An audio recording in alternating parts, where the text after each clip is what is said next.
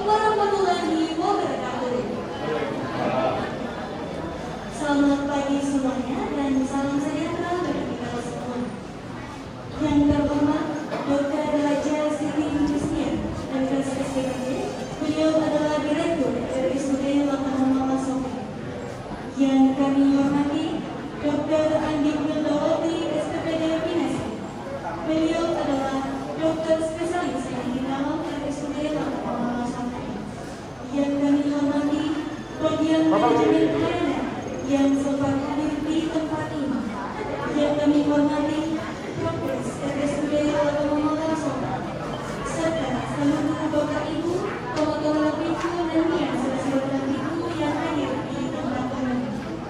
Puji syukur kita panjatkan atas kehadirat Allah Subhanahu wa Ta'ala, karena atas limpahan rahmat dan hidayah-Nya sehingga pada pagi hari ini kita dapat berkumpul di tempat ini dalam rangka memperingati Hari Lanjut Usia Nasional dengan tema Lansia Terawat Indonesia Bermartabat yang diselenggarakan hari ini Selasa 30 Mei 2023 bertempat di Ruang Tunggu Poliklinik Timur. Baik, mengawali acara, mari kita dengarkan sambutan dari Ibu Direktur. Waktu dan tempat dipersilakan.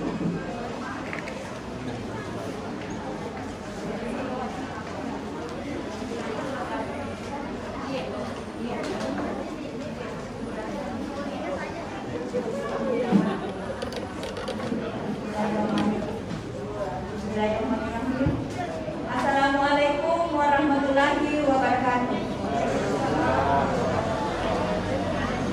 Yang saya hormati teman sejawat Dr. Andi Nilda, spesialis penyakit dalam penyakit. Yang saya hormati teman-teman kepala bidang, kepala bagian, kepala seksi, Kasubag, Lingkup, Manajemen, RSUD, Lapangan Mama, Kabupaten Sopeng. Yang saya hormati teman-teman dari Prokes, dari bagian pelayanan, dan teman-teman dari tim konten kreator. Yang saya hormati teman-teman lagi mana nanti hadiri ku RSUD Lapangan Mama Sopeng dalam pelayanan rawat jalan RSUD Lapangan Mama Sopeng pada hari ini. Perlu saya sampaikan, hari ini adalah hari memperingati Hari Lanjut Usia. Jadi RSUD adalah asal peringatan pada ini to pengetahuan dalam ibu biasanya lanjut usia. Jadi itu engke umur tak lebih 60 tahun biasa. Namun nanya borane yang berumur 60 tahun ke atas itu sudah termasuk lanjut usia. Jadi engke gimana pengetahuan dalam ibu engke umur RSUD Lapangan Mama Sopeng termasuk lanjut usia. Terucapkan selamat kepada Bapak Ibu semuanya yang telah menginjakkan kaki di usia 60 tahun. Alhamdulillah pada hari ini dan sampai saat ini diberikan kesehatan, sehat walafiat dan tentunya sehat mental dan fisik. Nah, hari ini adalah hari lanjut usia. Enggak dokter penyakit dalam, Dr. Andi Nilda lo ngabereki informasi atau penyuluhan kepada ibu mana agar lo yasa lanjut usia magai kesehatan yang mesti dijaga dan rasa-rasa agak pentingnya nak kena tua usia 60 tahun. Tentu tu mereka dah rasa pada ini yang berusia 60 tahun Pak Namutoni ternyata 60 tahun tidak tahu rasa. Tetapi di saat usia 60 tahun, mereka nak rasa wajib contoh buat akaleta. Tetapi dengan adanya kondisi itu, tentu ada sampai penyampaian dari dokter bagaimana menjaga kesehatan itu. Bagaimana menyikapi kalau ada penyakit yang ada di dalam tubuh kita. Misalkan gula, jantung, rematik, atau mungkin penyakit-penyakit lain. Tentu bagaimana caranya supaya menyikapi penyakit itu, menjaga kesehatan dan menjaga pengobatan-pengobatan yang diberikan ke dokter. Karena banyak penyakit termasuk hipertensi dan lain sebagainya. Nah, pada tingkat yang mana itu aku lakukan dokter di bawah mendetek supaya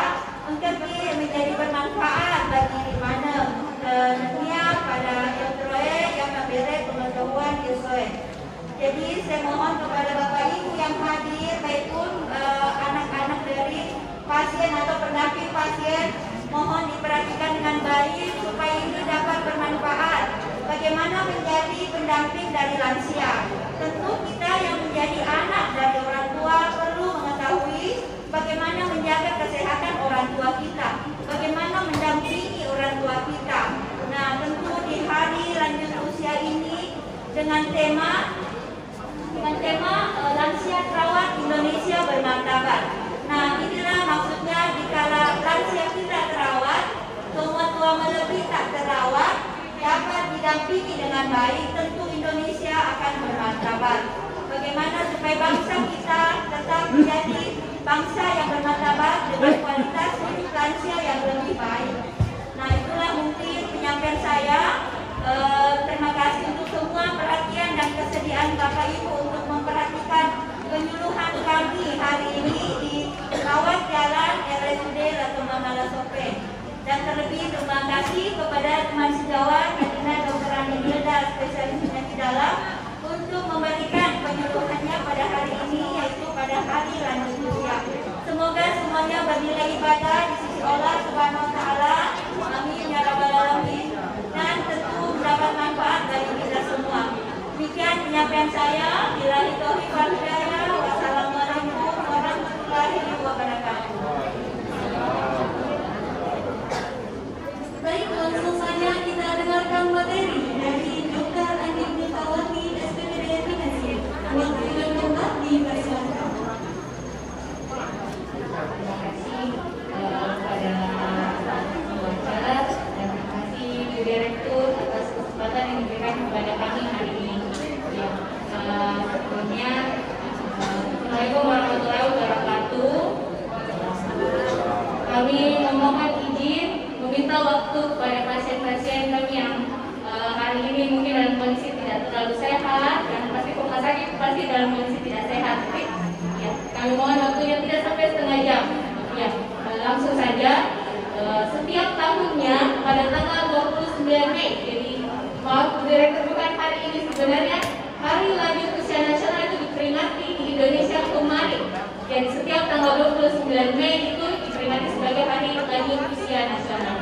Kenapa lanjut usia itu begitu penting sampai Indonesia bahkan internasional itu menyediakan satu hari untuk memperingati sebagai harinya. Jadi kemarin itu sebenarnya adalah hari tak kepada nenek-nenek kita, ibu-ibu kita, kakek-kakek kita. Ya, kenapa begitu penting sampai disediakan satu hari? Ya karena semakin tahun semakin tahun, semakin tahun-tahun terakhir ini angka harapan hidup masyarakat Indonesia itu semakin meningkat. Jadi setahun terakhir angka harapan hidup masyarakat Indonesia itu sudah mencapai angka 75 sampai 70 tahun. 75 sampai 77 tahun. Ini berarti bahwa jumlah nenek-nenek kita, jumlah kakek-kakek kita itu semakin tahun semakin banyak.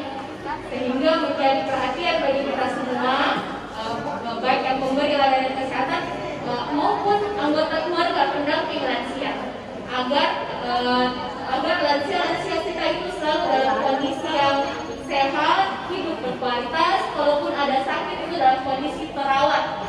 Sesuai dengan tema hari lanjut usia tahun ini adalah lansia terawat Indonesia bermartabat. Jadi diharapkan lansia kita yang sudah kita sakit itu dalam kondisi terawat, tidak terlantar dan tidak mendapatkan sentuhan layanan kesehatan. Kemudian mungkin bisa lanjut saja. Ya. Ya, boleh dilanjutkan selanjutnya.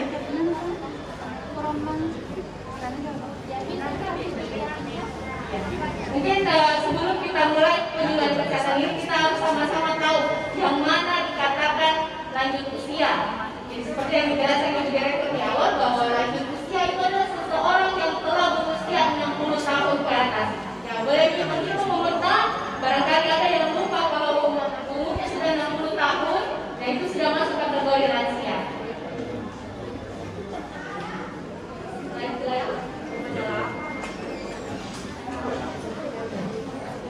Jangan tua. Karena menjadi tua itu adalah proses yang alamiah, kita semua akan menuju ke sana kalau Allah Subhanahu wa Ta'ala memberikan kita umur yang panjang. Tapi yang harus kita perhatikan adalah kita sebaiknya menjadi lansia yang dalam kondisi sehat, hidupnya berkualitas dan bahagia rohani dan jasmaninya. Jadi siklus hidup manusia itu tidak akan bayi terus, tidak akan anak-anak terus, dan tidak akan muda terus. Kita pasti akan menjadi tua, menjadi lanjut usia kalau Allah menghendaki. Seperti di awal tadi sudah dijelaskan bahwa lansia itu lekat sekali dengan masalah-masalah kesehatan yang paling banyak. Jadi ini kita survei secara nasional, tapi ini sangat berrelasi dengan kondisi pasien-pasien kita di rumah sakit atau Mamalah. Ya, jadi yang paling banyak itu masalah kesehatan lansia yang kita sebutkan adalah penyakit sendi. Ya, pasti langsung banyak yang merasa ya sakit lututnya, sakit pinggangnya, sakit bokoknya, itu keluhan yang paling sering kita temukan pada lansia-lansia kita di rumah sakit. Yang kedua itu paling banyak adalah tekanan darah tinggi, kemudian gangguan penglihatan. Jadi polimatanya Dr. Amina ini, saya jarang sekali melihat pasiennya yang bukan lansia. Hampir sebagian besar itu adalah pasien lansia, karena itu tadi lansia itu sangat erat kaitannya dengan gangguan penglihatan seperti katarak, kemudian stroke, penyakit jantung, dan yang sampai paling banyak adalah penyakit kencing manis. Dan tidak lupa adalah gangguan mental organ, gangguan mental emosional. Kayak kebetulan direktur kita ada spesialis kedokteran jiwa. Jadi pasti juga sangat banyak menemukan kasus-kasus lansia-lansia kita dengan gangguan mental emosional. Hari ini penyuluhan kesehatan ini tujuannya adalah memberikan tips bukan untuk lansia saja, tapi kita juga yang menuju lansia. Jadi ada namanya pra-lansia. Kalau ibu-ibuku, bapak-bapakku sudah berumur 50-55 tahun ke atas sampai 60 tahun, itu belum lansia namanya, tapi sudah dikatakan pra-lansia.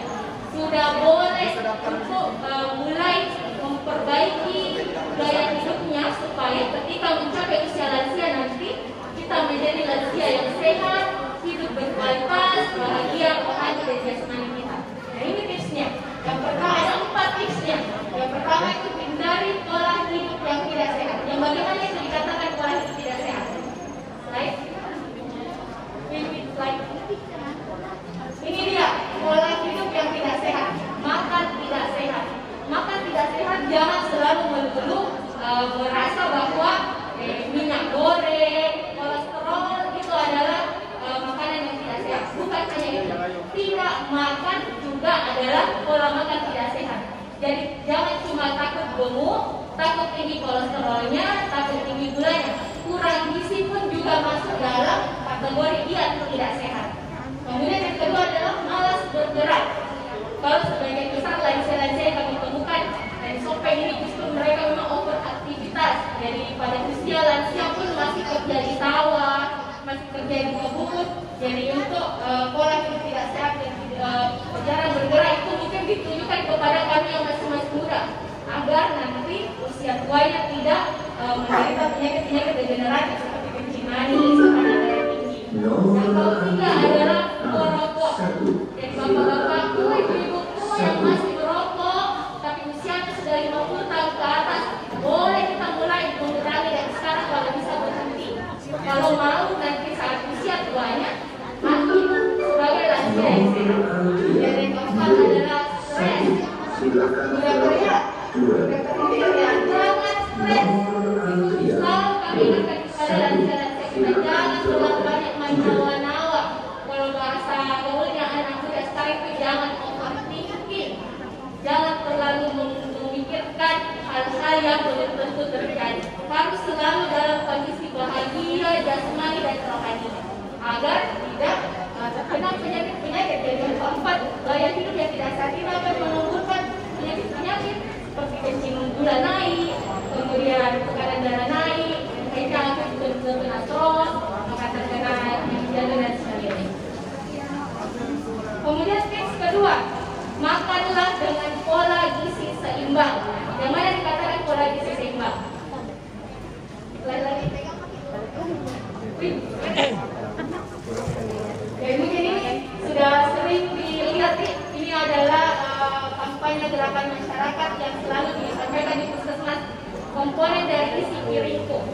Jadi dianjurkan kepada pralansia dan terutama lansia-lansia kita agar jangan takut makan.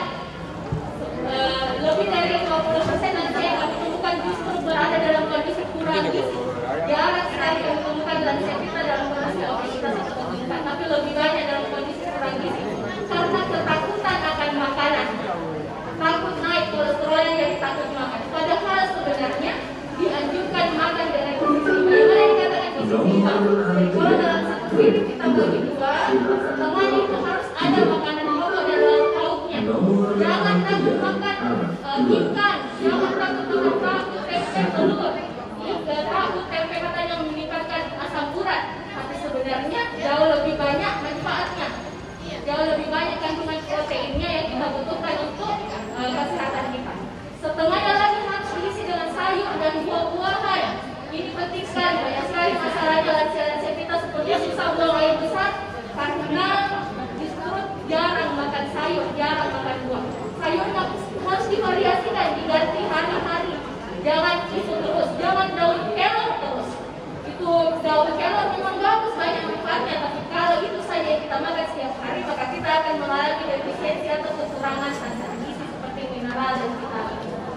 Jadi ingat, di nenek-nenekku, kakek-kakekku jangan takut makan. Justru harus banyak makan, tapi perhatikan kandungan gizi yang dimakan. Yang harus dihindari itu hanya 3 yang kita ingat. Jangan terlalu tinggi lemaknya. Jadi jangan makan contoh hari-hari. Yang kedua, jangan terlalu tinggi gulanya. Jadi jangan minum kopi hari-hari. Yang ketiga, jangan tinggi garamnya. Jangan makan ikan asin, telur asin hari-hari. Itu saja 3 yang kita hindari. Selain daripada itu, kita variasikan pola makan tak setiap hari supaya kita bisa menjadi lansia maupun pralansia sehat. Dan yang terakhir yang harus diingat dan selalu ada kita lupa, air minum. Di tempat kecil ini mungkin tidak kelihatan, kita dianjurkan untuk selalu ingat minimal 8 gelas sehari air putih. Jadi harus dihitung kalau kita minum apakah sudah cukup air putih yang kita minum hari ini atau tidak. Itu minimal 8 gelas. Kalau kurang itu menimbulkan masalah kesehatan seperti bagi ginjal, infeksi saluran kencing, bahkan sulit buang air besar. Kemudian tips yang ketiga yaitu melakukan aktivitas fisik dan olahraga. Aktivitas fisik dan olahraga pada pralansia dan lansia nanti akan kita lihat bedanya. Jadi olahraga lansia itu ada 4 jenis. Yang pertama itu olahraga kebugaran. Kalau ini bisa dilakukan oleh pralansia yang masih berumur 50-55 tahun yang belum lansia, atau lansia tapi yang masih keluhan penyakit sendinya masih minimal, masih belum terlalu sakit lututnya, masih belum terlalu sakit pinggangnya. Itu bisa dilakukan dengan senam lansia, berenang, bersepeda. Dianjurkan dalam seminggu itu minimal 2 hari, ada 2 hari kita lakukan olahraga ini. Durasinya tidak perlu lama, setengah jam saja sehari, itu pun hanya 2 hari dalam seminggu. Yang kedua adalah olahraga dalam rangka latihan menguatkan otot. Nah, olahraga ini tujuannya dilakukan oleh para lansia-lansia kita yang sudah mengalami kekakuan sendi atau penyakit-penyakit sendi seperti susah berdiri, susah berjalan karena sakit lututnya. Nah, itu dianjurkan untuk melakukan latihan ini, juga dianjurkan 2 hari dalam seminggu.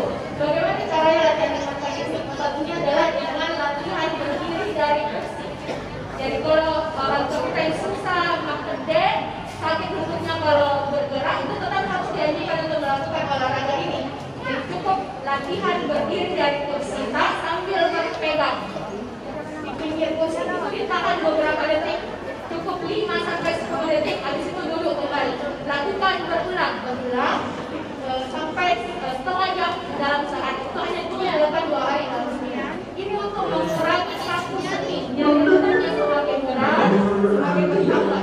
Untuk memperbaiki kondisi lututnya supaya tidak semakin berat. Yang ketiga adalah latihan kelenturan. Jadi yang dilakukan ini adalah latihan peregangan otot. Jadi itu melakukan peregangan otot sendiri itu sampai 3-4 kali dalam seminggu. Jadi dilakukan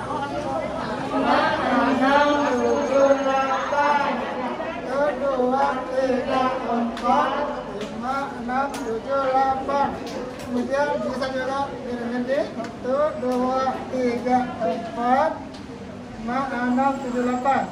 Itu juga ke kiri 1, 2, 3, 4, 5, 6, 7, 8. Jadi bisa juga goyang ya secara ringan. Ini untuk anak juga, jangan anak juga. Ya, 1, 2, 3, 4. Nah, kita bisa juga 1,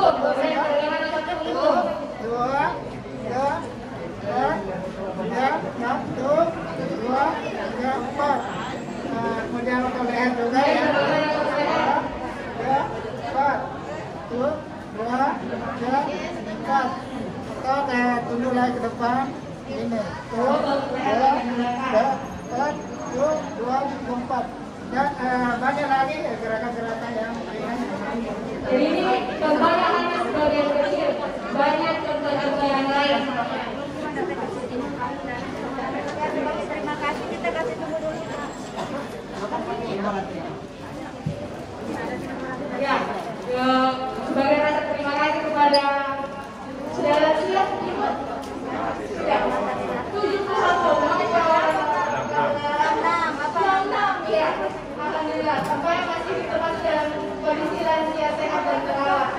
Semoga sehat-sehat selalu.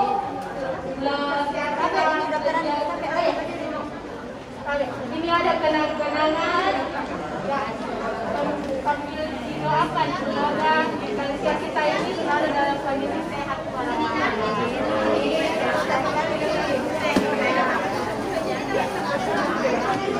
Siap, 1, 2.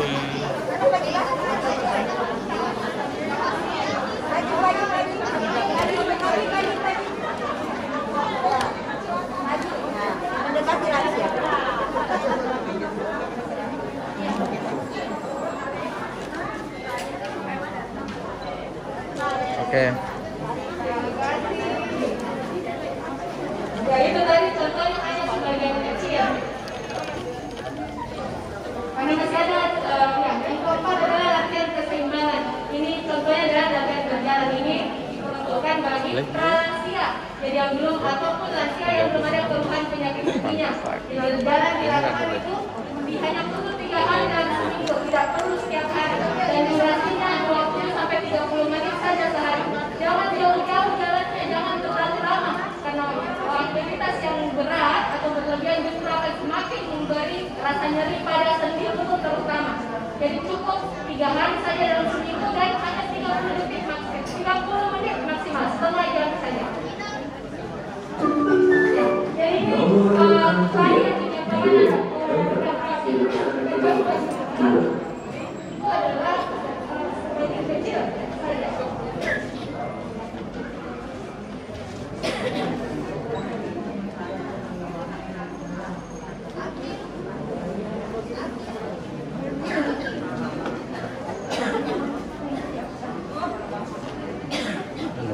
Sedih sono ang keling.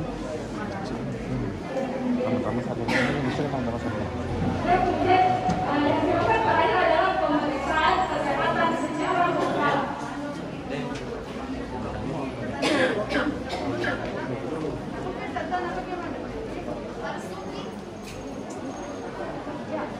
Di pasien-pasien lansia kita itu selalu dilakukan pemeriksaan kesehatan secara berkala. Jadi jangan lupa untuk mendampingi lansia kepada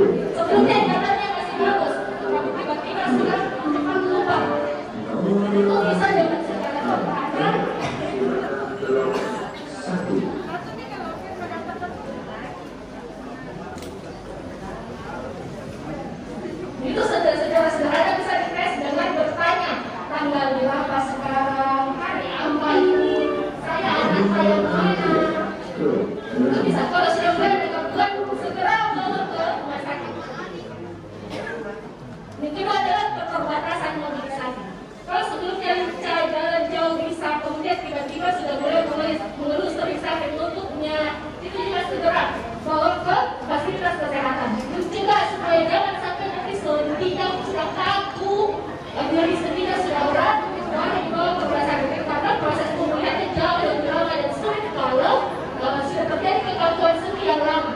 Kalau masih baru-baru, lebih cepat pemulihannya.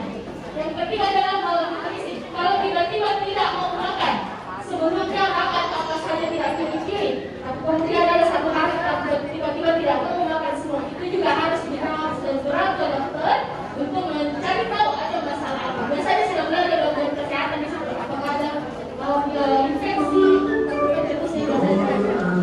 Dan berikutnya adalah gangguan penglihatan. Kalau sudah mulai sulit membaca, itu juga harus segera dikonsulkan ke dokter. Biasanya masih bisa diperbaiki. Misalnya ada kataraknya, itu bisa dioperasi kalau saya sudah terlalu tua.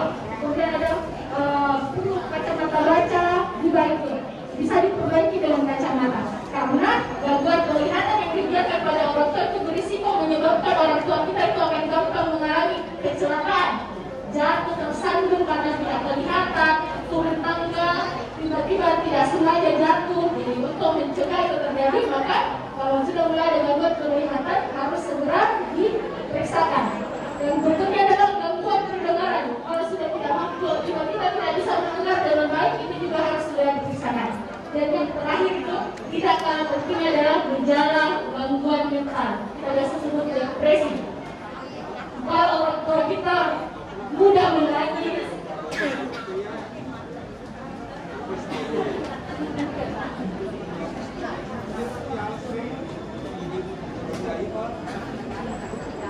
kalau orang tua kita tiba-tiba mudah menangis, sedih,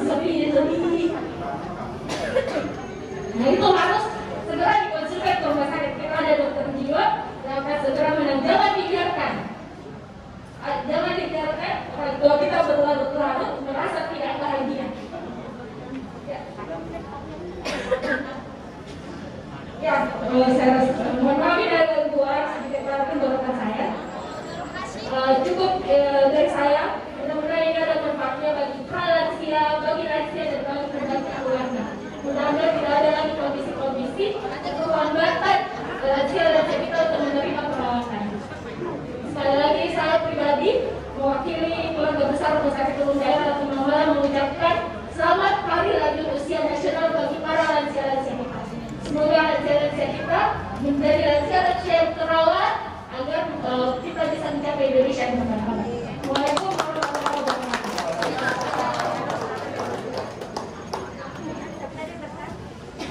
Baik, terima kasih kepada Dr. Roni Hilda yang telah memberikan informasi kesehatan yang sangat bermanfaat bagi kita semua. Selanjutnya kami buka sesi tanya jawab maksimal 3 orang penanya. Jadi diharapkan kepada Bapak Ibu, teman-teman lebihku dan dia seorang lebihku yang ingin mengajukan pertanyaan, silakan angkat tangan atau berdiri. Amir, untuk sebelah kanan.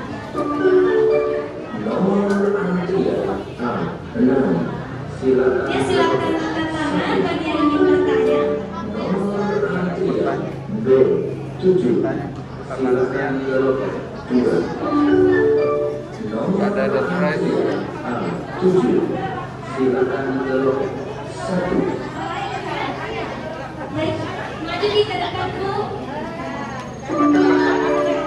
Nanti ku sebutkan nama dan alamat. Silakan belok 1. Sebutkan nama dan alamat ibu. Peserta Ibu Sibawa alamat. Ibu Suhaina.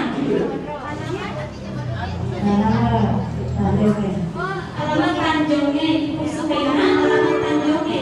Baik, silakan. Silakan belok 2. Boleh.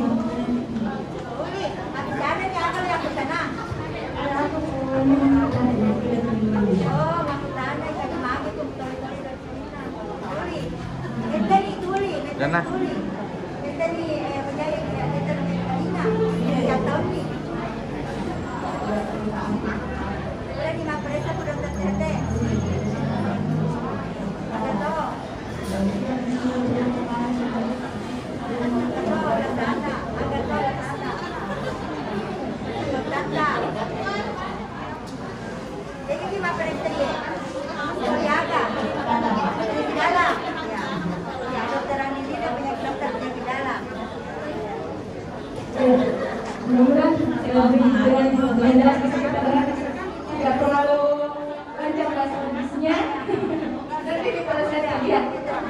kalau ada gangguan pendengaran kita itu harusnya memang dikonsulkan.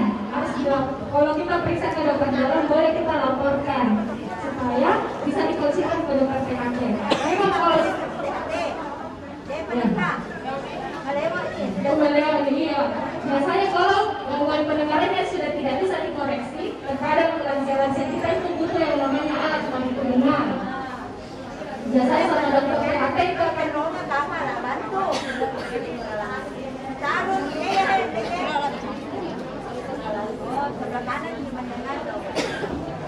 Iya, mungkin kalau sudah butuh alat bantu dengar supaya seperti contohnya suara di lansia kita bisa menjadi lansia dengan kualitas hidup yang baik. Nanti biasanya dokter PHK akan merujuk ke Makassar untuk pasang alat bantu dengar. Ya, memang tidak semua gangguan pendengaran itu bisa diobati dengan obat saja. Kadang kalau sudah terkena sarafnya sudah butuh dibantu pada alat pendengaran. Sampai kami sudah kalau THT di oleh internet dapat THT ya dari anu jolo sampai terima. Silakan jawab 1.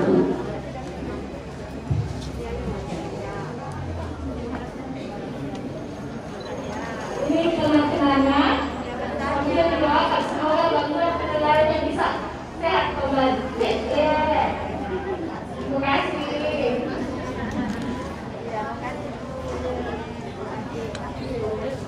Baik, siapa lagi yang ingin bertanya? Ada lagi yang pertama. Ada orang angkat tangan? Oh iya, silakan.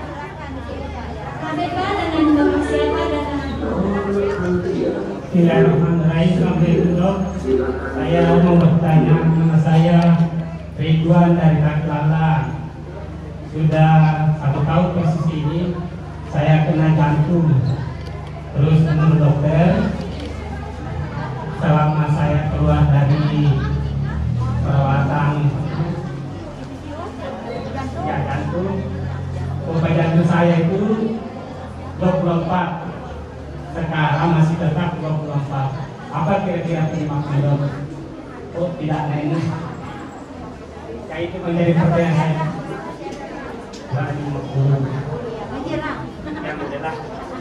Jadi pertanyaan dari yang bukan lansia. Kenapa? Jadi mungkin tidak sesuai konteksnya tapi tidak apa-apa. Saya akan menjawab dari sisi penyakit dalam yang mungkin punya sebagian ilmu dari penyakit jantung. Pada usia muda, kalau ada gangguan pompa jantung yang kemudian dengan pengobatan tidak bisa naik, karena memang tidak semua gangguan pompa jantung itu akhirnya bisa meningkat kekuatan atau kemampuannya. Meskipun tujuan pengobatan sebenarnya mengharapkannya targetnya bisa naik. Apalagi bapak masih muda, belum masuk bahkan pralansia ya, belum nih 50 tahun. Oh iya sudah pralansia, menuju lansia, tapi belum lansia. Mungkin ada Pak, ya, salah satu faktor kenapa gangguan pompa jantung tidak bisa naik meskipun sudah diperbaiki dengan obat. Yang pertama mungkin ada faktor-faktor resiko yang belum diperbaiki. Maka ada tekanan darah yang masih selalu naik turun. Mungkin ada gula juga yang masih selalu naik turun. Apakah Bapak masih merokok? Atau mungkin aktivitas fisiknya harus selalu jadi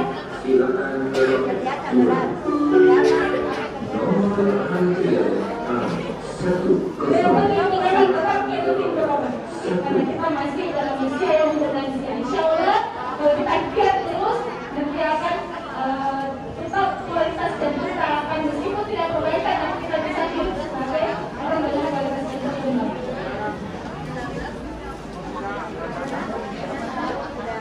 Sudah lagi terus?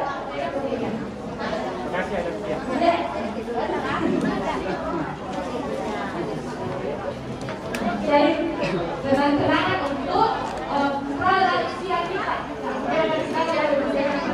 Mereka tadi kebetulannya ada manfaatnya kepada Pak Ridwan untuk mempersiapkan dirinya menuju usia lansia dan dengan ada penyakit jantung kalau kita berikhtiar kalau kita obat terus, insya Allah pada saat usia lansia nanti kita akan menjadi lansia yang terawat, kualitas hidupnya baik dan hidupnya bahagia rohani dan jasmani.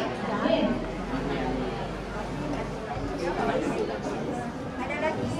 Baik, ada lagi yang ingin bertanya? Silakan angkat tangan. Ada yang bertanya Pak? Ada lagi yang bertanya?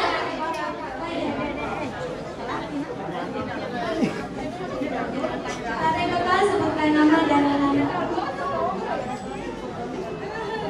Assalamualaikum warahmatullahi wabarakatuh.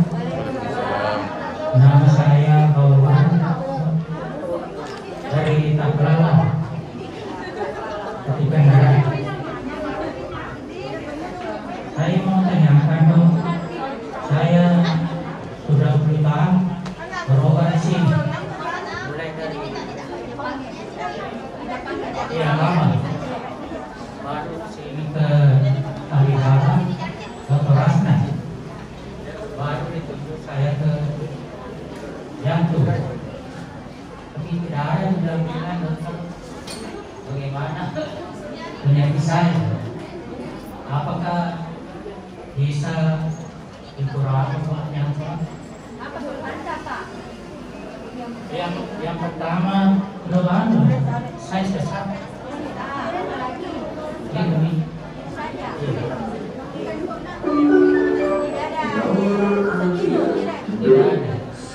Sekarang tidak ada.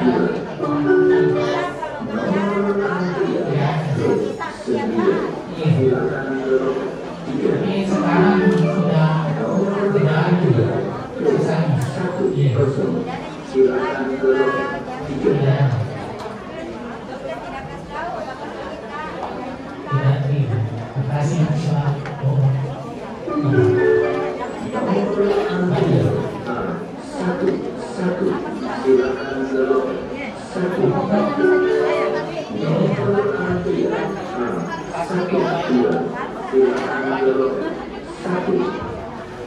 Ya, Pak Nur ini kalau dilihat dari bukannya kemudian memang ada gangguan yang kemudian saudara jantung.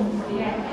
Kalau kita sudah di terapi, kemudian perbaikan dari yang dulu susah, yang berjalan susah sekarang sudah tidak. Perkembangannya dia seperti sudah sehat, tapi memang masih tetap harus minum obat. Nah itu sebenarnya tujuannya diobati Pak Nur. Diobati supaya kita tidak sesak terus. Bisa jalan kaki tidak sesak. Makanya kenapa diobati? Apakah sudah obatnya nanti bisa berkurang? Bisa. Tapi nanti dokter jantung akan evaluasi obat mana yang sudah bisa dilepas satu satu. Supaya sabar saja berobat terus.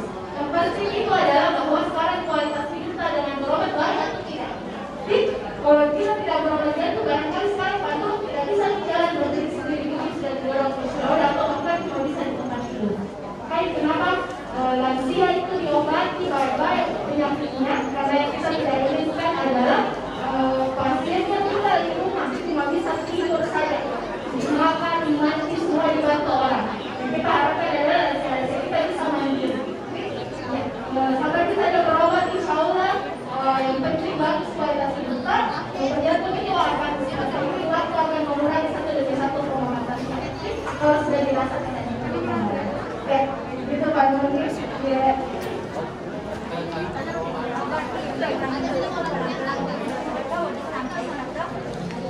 Dengan itu Pak Nurul, ini lansia kita dengan penyakit jantung. Mudah-mudahan sehat selalu, terus bagus kualitas hidupnya, rajin berobat jangan bosan, supaya tetap menjadi lansia mandiri seperti Pak Nurul ini. Dan kita mau orang tua seperti Pak Nurul ini, berobat sendiri, tidak dibantu orang, tidak perlu didorong kursi roda, makan, mandi dan melakukan aktivitasnya sendiri. Jadi itu gunanya kenapa finansial kita harus tahu Pak Nurul ya.